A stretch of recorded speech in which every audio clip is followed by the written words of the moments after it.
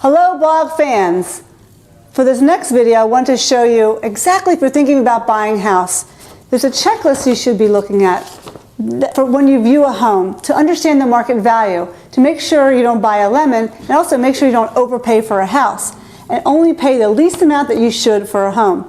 Now this particular piece of paper, this can be available to you just by calling the office at 215-576-8666. It's will be very valuable to you when you're going to go buy a house. First, I talk about things that affect value. So you want to make sure when you buy a house, especially when you look at the inside or outside, these two things are a very important factor. Let's start with the inside. You want to make sure the walls are smooth and sound, that the seller doesn't have like 5 layers of wallpaper on the wall.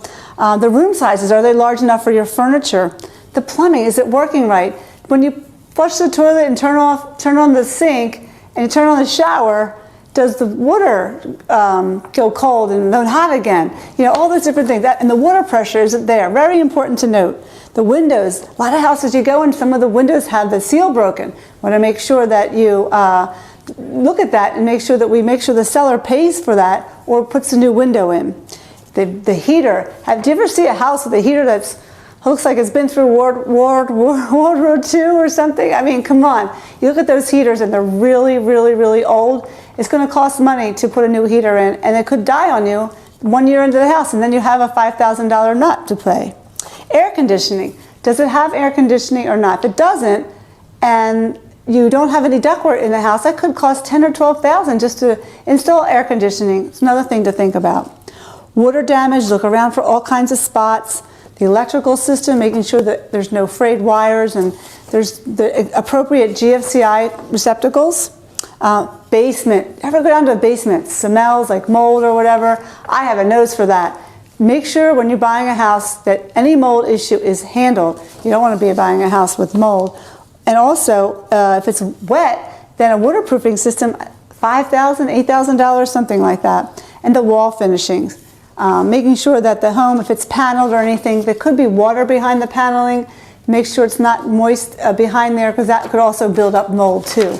These are just a few things. And on the outside, there's a lot on the outside. The roof. How old is the roof? And are there 2 layers of shingles on the roof? When you look at the roof, you can see if it's cracked or wrinkled. Are the shingles down tight? Are they lifting? How are the gutters? Things like that. Because it could be at the end of its useful life, and that could cost between $5,000 and $10,000 depending about the size of the house. Walkways. Take note of the walkways. In some townships, they make the walkways be changed before and fixed, be repaired before the concrete be repaired before settlement. Some of them don't. So if you see a lot of ups and downs in the concrete outside the walkways, take note of that. That'll cost you money too. The windows, are they capped on the outside? If there's a lot of wood on the outside of the window, then you know that there's going to be a lot of maintenance and scraping and painting. So are they capped? The windows, type of siding. If it's asbestos siding, it's going to cost a lot of money, $6,000, $10,000 to replace it with vinyl siding. The chimneys, really important today. A lot of them, the older houses, the chimneys need to be repointed. And then if it needs to be repointed, that costs a lot of money, because then they need a new flue in there or a new liner or something, and that gets to be very expensive. Chimneys can be very, very expensive. Decks or patios, check out the decking if it needs attention. If the decking is not that Trex deck, the deck that you don't ever have to change, take note of that, because also the underneath of the deck, how's the support? Is it going to fall apart when you walk on it, when you have your next family party on it? Are you on a hill or a corner lot? On a hill or corner lot will sell for less, okay guys, so just that you know that. So if you're going to buy it for less, make sure you don't overpay for a home that's on a hill or on a corner lot. Or if the home backs up to an undesirable neighborhood or a house that next to a house that doesn't keep tidy, then people won't want to buy that either. So take a note of the surroundings when you're buying a home.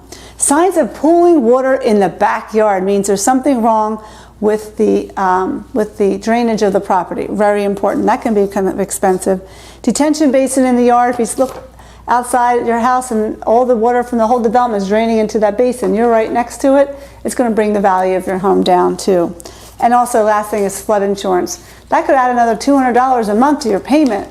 So making sure if you're in a flood zone, to reevaluate the flood maps, and you shouldn't overpay for a home there either. You should pay much less for a home if it's in a flood zone than if it wasn't. Okay, so here's some tips. I also have a whole nother report about things that can affect value when you buy a house too. So you want to get that too. So just give me a call. I'll have the report for you. Diane Cardano, Cardano Real Estate Experts. We'll see you in March for our hot off the market tips on for March. Have a great day.